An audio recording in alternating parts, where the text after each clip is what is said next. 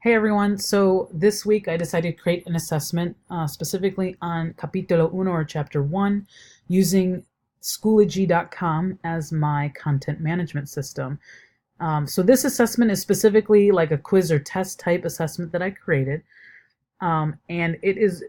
purposely here to check students' understanding of basic introductions, numbers, alphabet, and pronouns in Spanish that would further guide the instructor into the chapter to see kind of where they're at now after they've gone through those specific sections. The first 12 questions that I have here are multiple choice, so it gives direct feedback. Was the student correct or incorrect on their answer, so they know whether or not they were right. If I continue going down here, question 13 is fill in the blank, and it kind of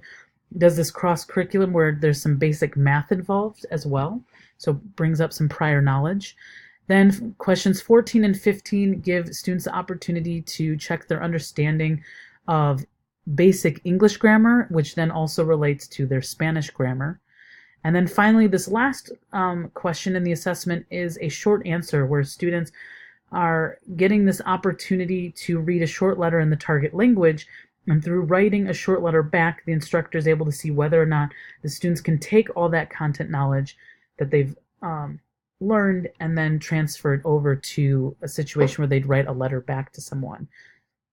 Looking at my assessment design checklist that I created, I think that it does hit on the first three questions for sure, but then the ones that kind of I know for sure doesn't really give an option for students to self-reflect, because the instructor can give feedback, but then there's no real opportunity to have a student reflect back in. So there would have to be like a third-party source to get that information in there. Honestly, I think that this potentially could align with the fourth question, but it would include or involve students helping to create the questions that I did in the assessment, or even like making sure that it aligns with the goals that were created with the students to begin with. As far as Schoology is concerned, I think that the constraint of Schoology is that you can't really embed anything larger than 100 megabytes into the assessment format, and the opportunity for students to reflect on their understanding of the material and assessment feedback doesn't happen directly in this program.